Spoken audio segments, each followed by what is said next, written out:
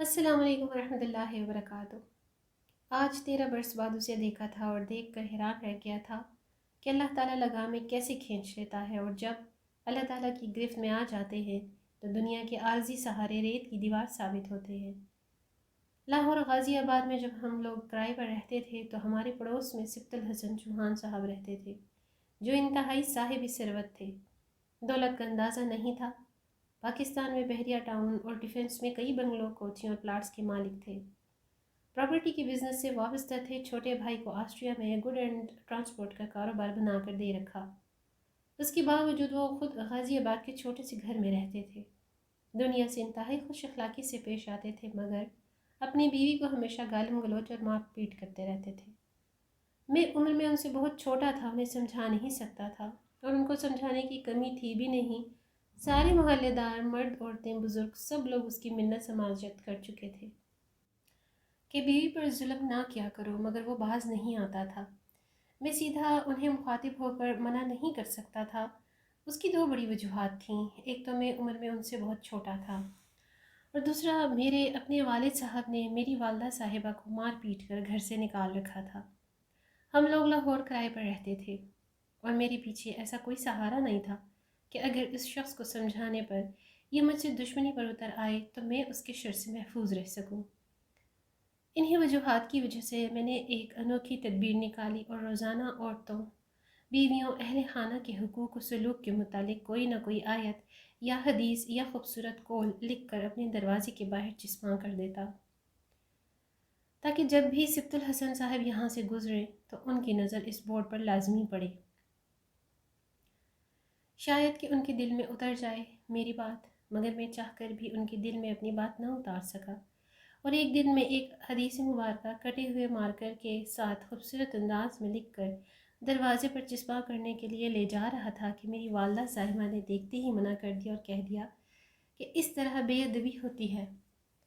ان کے انداز سے صاف ظاہر تھا کہ وہ اصل بات چھپا کر مجھے اس بات سے روکنا چاہتی ہیں۔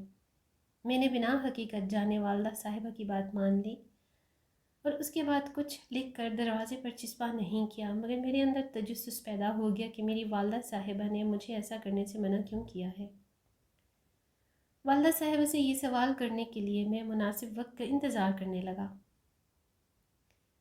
ہم نے 1.5 ماہ بعد وہ علاقہ چھوڑ دیا اور آرے بازار لاہور کے قریب منتقل ہو گیا۔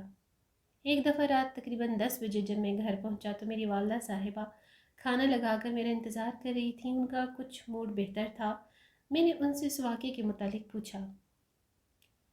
پہلے تو انہوں نے میری بات گول کرنا چاہی اور بعد ازاں مجھے بتا دیا کہ میرے کالج جانے کے بعد سبط الحسن صاحب نے میری والدہ کی طرف پیغام بھیج کر کہا تھا کہ وہ اسلام کے بارے میں ہم سے زیادہ جانتے ہیں۔ ایسا نہ ہو کہ آپ کے بیٹے کو اس کے ایمان کے ساتھ کسی اور جہان میں پہنچا دیا جائے۔ اس سے بہتر ہے آپ لوگ یہ محلہ چھوڑ کر کسی اور محلے میں چلے جائیں۔ اسی وجہ سے ہم لوگ وہ علاقہ چھوڑ کر یہاں منتقل ہو گئے۔ خیر، میں کمزور تھا، اتنے طاقتور شخص کا کچھ نہیں بگاڑ سکتا تھا، مگر میرے دل میں خواہش ابھری تھی کہ اسلام کے متعلق علم ہوتے ہوئے جان بوجھ کر یہ شخص اپنی بیوی پر ستم کر رہا ہے، کیونکہ اس کے پاس اللہ تعالیٰ کے سوا کوئی سہارا نہیں ہے۔ کاش کہ میں اس کا زوال دیکھ سکوں۔ یہ حسرت دل میں ہی رہ گئی۔ میں اس واقعہ کو بھول کر آگے بڑھ گیا۔ 8 سال بعد والد صاحب سے صلح ہو گئی اور میں والدہ صاحبہ کے ہمراہ گاؤں واپس آ گیا۔ بیرون ملک جانے کے لیے جب میں پروٹیکٹر کروانے لاہور گیا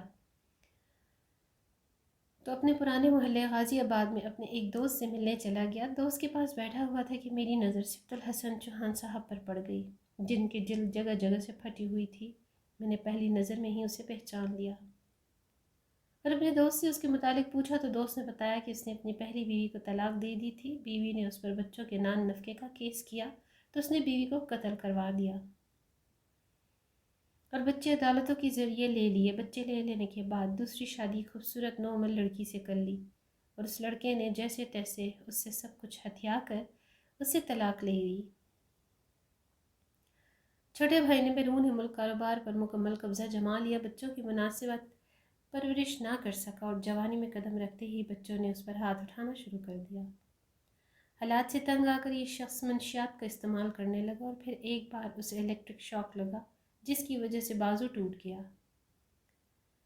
اس کی بری فطرت کے باوجود لوگوں نے خدا ترسی کرتے اس کا علاج کروایا، مگر اس کا بازو ٹھیک نہیں ہو سکا، اس میں زخم بن گیا۔ لوگوں نے بھی توجہ دینا چھوڑ دی اور اب اس کی یہ حالت ہو گئی ہے۔ مجھے سبط الحسن چوہان کی یہ حالت دیکھ کر ہوا تو بہت افسوس اور اپنی حسرت پر بہت پچھتاوا کہ کاش میں ایسی خواہش نہ کرتا، مگر اب میرے پچھتانے سے کیا ہوتا تھا؟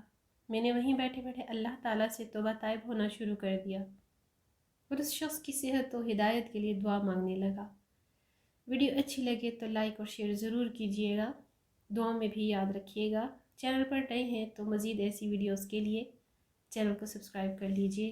اگلی ویڈیو تک اللہ حافظ۔